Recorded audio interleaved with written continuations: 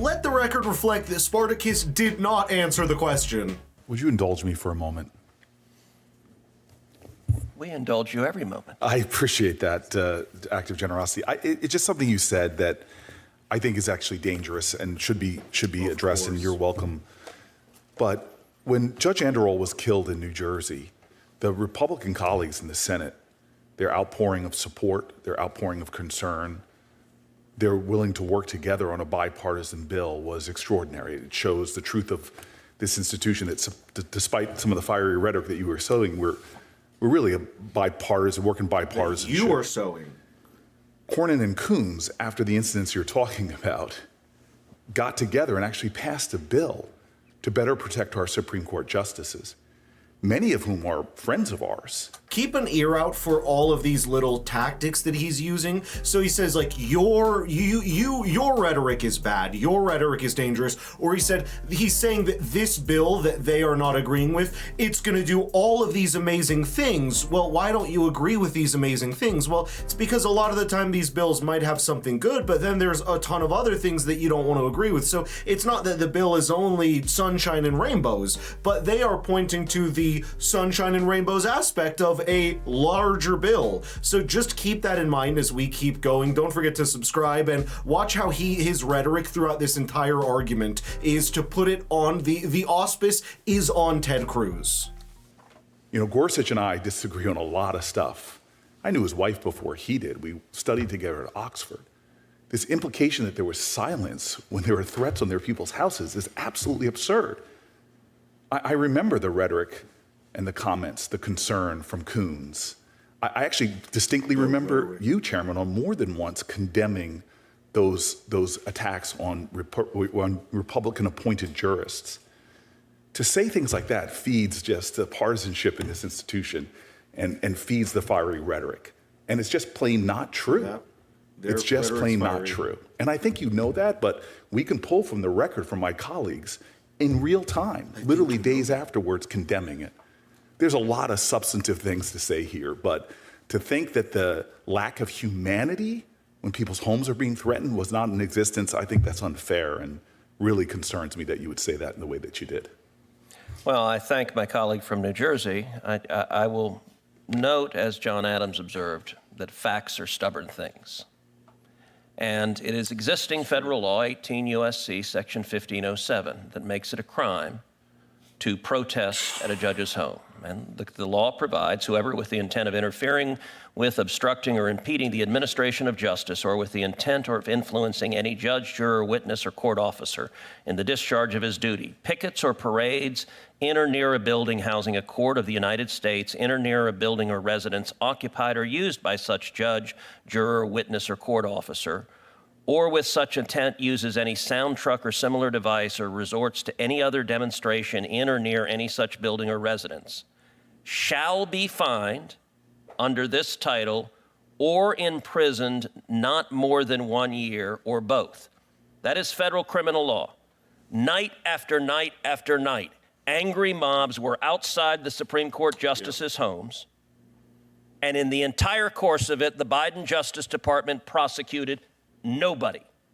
We had the Attorney General sitting at that table, and multiple Republican senators asked him, why are you not enforcing the law? What they are doing is a crime. The same thing's happening with these LA riots, and actually they're taking action. But the Biden administration and a lot of administrations have just not charged people for these kind of crazy things. This is absolutely true. Everyone should have been charged. The fact that there was no one charged for being outside of a judge's house like that to intimidate them into a different ruling is ridiculous.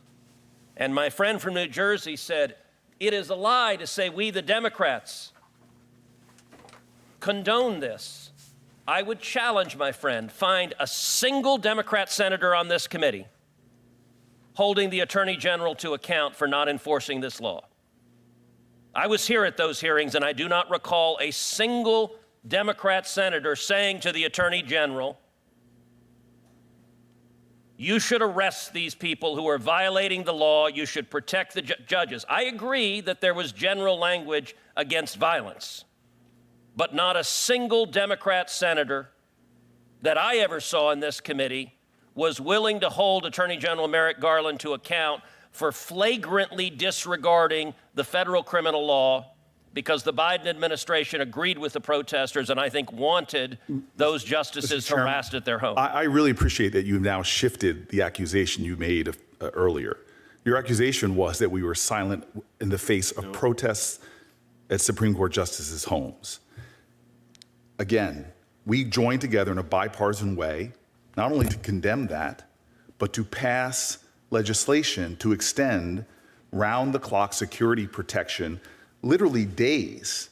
It was introduced May 5th, passed the Senate in a bipartisan fashion on May 9th. So if you're saying that we didn't criticize Merrick Garland, we don't need that if you actually hold the people accountable, by the way. It's so silly. Oh, we passed legislation to give them a little extra police protection sometimes. That's absolutely ridiculous. And yes, they were all dead silent about it because they didn't want to charge people, and they were frankly in disagreement with the judge's ruling. It's very obvious. DOJ arrest a single person under this law? You are now changing the No, that is what I said. That is what I said. Again, I'll pull the record. Did the Biden DOJ arrest even one? Again.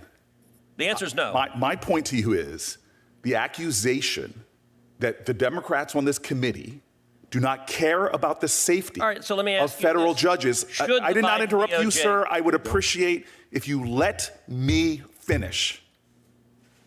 I am sick and tired of hearing the kind of heated partisan rhetoric, which is one of the reasons why we have such divisions in this country. Dang, dude. The attacks we see from the President of the United States of America trolling and dragging judges through is what we should be talking about that puts people in danger. I'm simply taking issue with the claim that you made at the top that people on the Democratic side of the aisle do not care about the safety and the security of judges and said nothing. You said we were silent after people's houses were protesting. They care if the judge agrees with them. That is a lie, sir. We were not silent. We took action.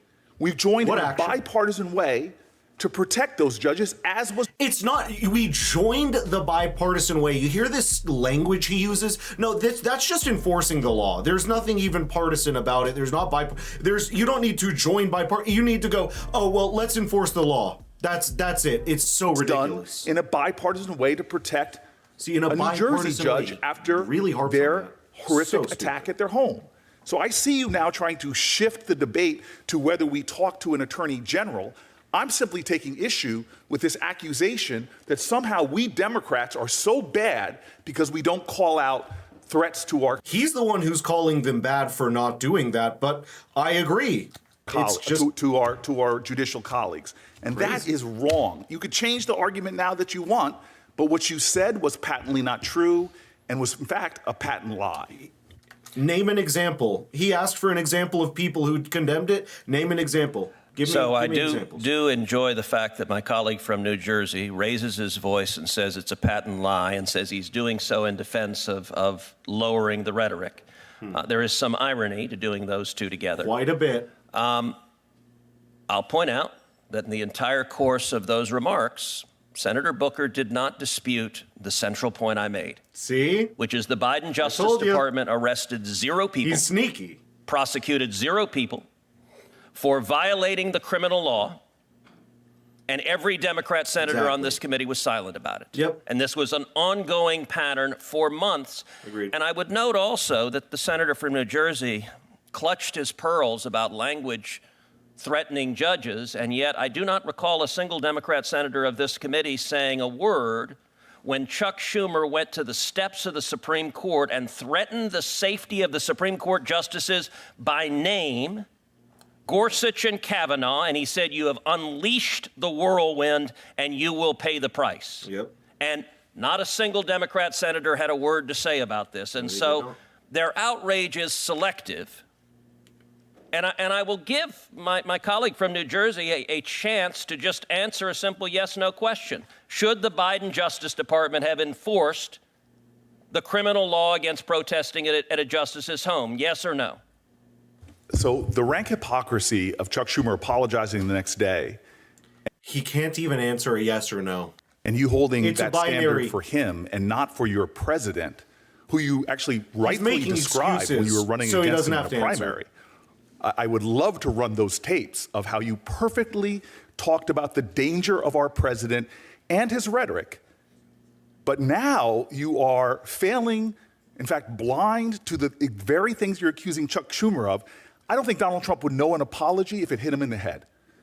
Never has said apologizing. So again, you are very, very, sir, very, very deep into the waters of hypocrisy in your criticisms of Chuck Schumer. Couldn't even answer. So let the record reflect answer. that Spartacus did not answer the question. See? And did not tell us whether the criminal law should be enforced, because he knows the answer is yes. Exactly. And he knows that the Biden Department of Justice was being wildly political and partisan in refusing to enforce the law because they disagreed with the Supreme Court justices' rulings. I have also, in addition to Senator Durbin, who's given his opening statement, I have a written opening statement from Chairman Grassley. Without objection, that written statement is entered into the record. Please don't forget to like and subscribe for more of this madness. What do you think about this argument? It is just so funny to me that he could not answer a single question. And look, whether you like Ted Cruz or not, that dude is very spot on when he debates. Thank you so much for watching. Tell me what you think in the comments, and I will see you in the next video.